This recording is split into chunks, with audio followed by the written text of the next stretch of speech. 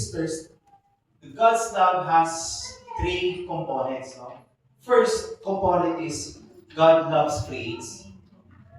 The very reasons that, sa totoo lang, boring talaga dati because only God. No?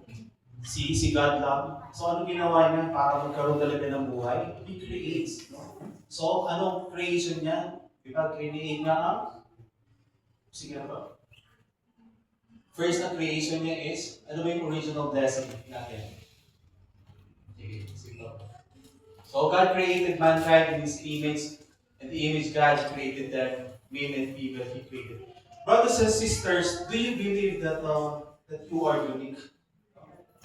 We are unique. Kasi, ayun ba? Sa totoo lang, when the Lord created the world, di ba sinabi niya, let there be land, let there be sea, let there be animals, let there be the sky and the ocean and everything. Nung sinasabi yung kinikreate niya, sabi lang ni Lord, okay. No? Sabi niya lang okay, but there is something lacking. And you know what?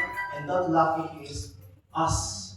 And that's why when He created us, nasabi niya hindi na good. At sinabi niya, it is very good.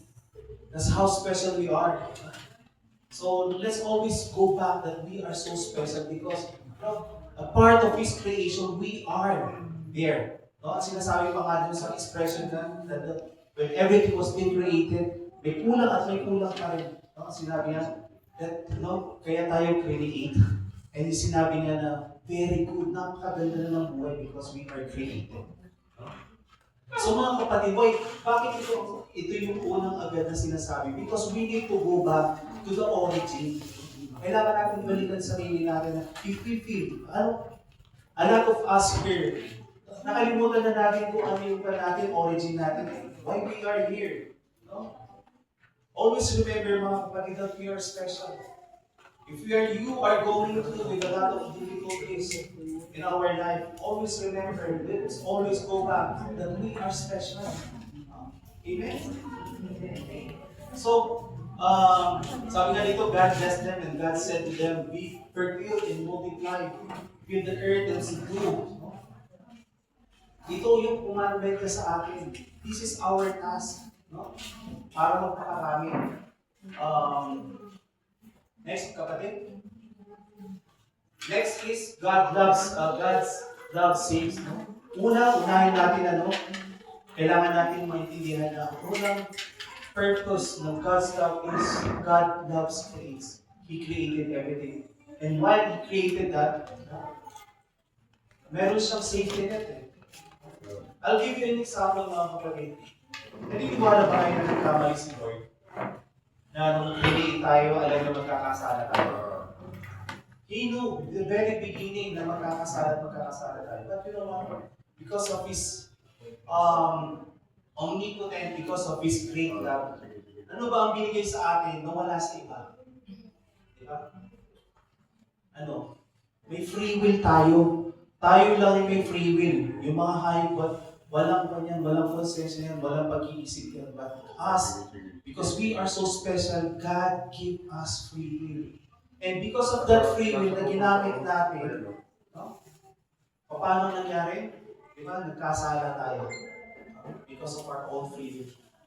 So ang tanong dito, nagkamali ba ang Diyos na binigyan tayo ng free will? Sana hindi ko na lang binigyan ng free will ito dahil magkakasala din pala ito. No. Even during that time, mga kapatid, alam na ng Panginoon yun. That's why He created a safety net. And who is this safety net? It is Jesus Christ, which it will be tackled up later on.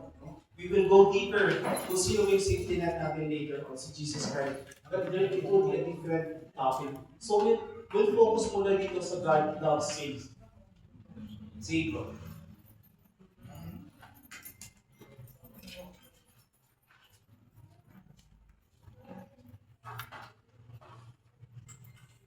Okay?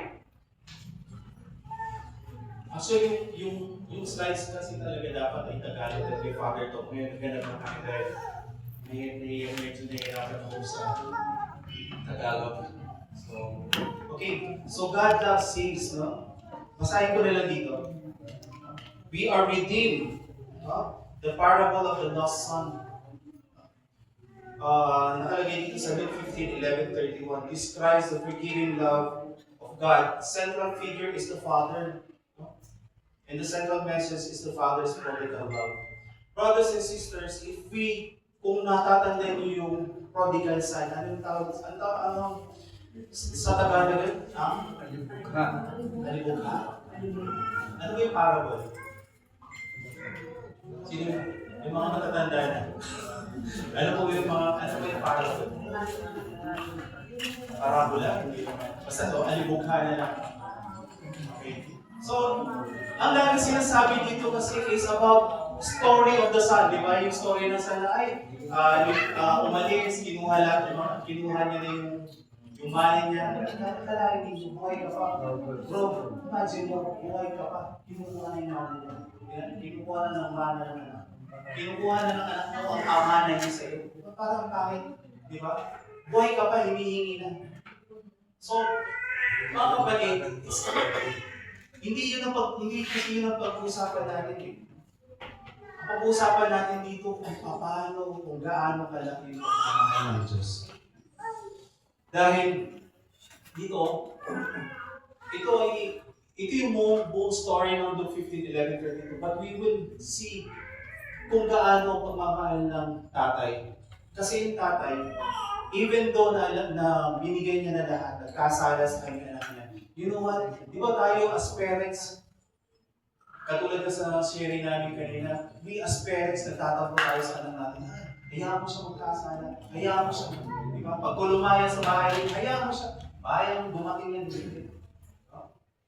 So, hayaan mo siya bumalik sa ulitin. Babalik at babalik. But you know what? The Lord is not like that. Yung tatay dito, ang ginawa niya, every morning, nagdoon siya sa balkon. At tumatanaw siya, hinahanap niya mula umaga hanggang gabi, hinahantay niya na sana dumating. You know what, brothers and sisters? No? Malayo pa lang, nakikita niya na agad. So, ibig sabihin, even though kahit malaki yung pagkakasala ng anak, nandoon yung pagmamahal, sobrang pagmamahal niya. You know what, if I could elaborate totally pa dito, kung ano yung binigay ng anak ay yung tatay sa kanya, to redeem yung anak ay, we would be able to see how much, kung gaano yung pagmamahal talaga ng Diyos. Ito ay itong parable nito is very superficial na mga kapatid. But yung lahat ng mga symbols dyan, yung singsing na binigay doon sa symbol, yung robe na binigay sa anak, may symbol din siya. Yung sandals na binigay ay meron ding symbol dito. And of course, the feast na binigay ng tatay sa anak ay may symbol dito. Ganun kalaki yung pagmamahal. So, unfortunately, I cannot give you the full detail na dala dito si Father Dog. So, I will cut my talk because ang talk ko talaga will be after 3 weeks ko po. So, bro, bibigyan ko na sa ulit sa inyo. And mga kapatid, huwag po kayong mananawa. Magagaling po yung speaker natin, Father Dog is here, and Rodom later on will give you the second talk. Thank you. Thank you very much, Brother Joel. Muli na po yung ating mag-awaited na speaker po.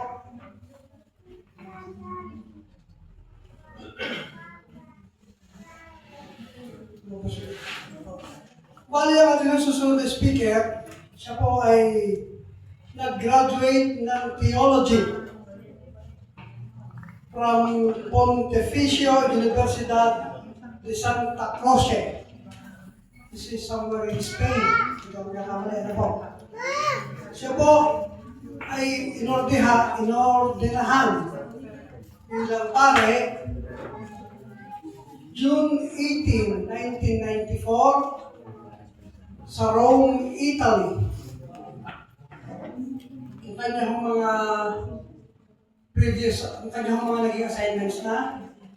Noong 1995 to 1996, siya po ang parochial vicar ng Immaculate Concepcion Parish sa Bawal, Batangas. Then 1996 to 1999, siya po ay formator sa St. Alphonsus Regional Seminary, Lucena City.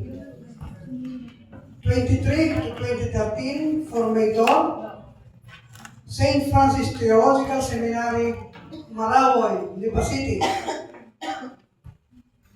2013 to 2015, Parish Priest, St. Clare of Assisi Parish, Santa Clara, Santo Tomas, Batangas. 2015 to 2019, siya po ay Rector ng St. Francis de Sales Theological Seminary, Marawoy, Lipa City. At siya po, mula po 2019 hanggang sa kasalukuyan, siya po ang ating Cura Paroko ng Immaculate Conception Parish, Malbar, Batangas.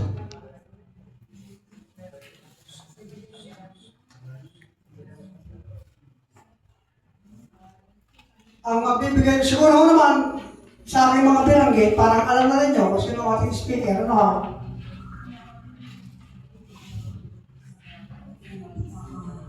Parang nakasabit, marinig ang kanya sa sabihin. Ano? Nag-aaral pa raw si Father.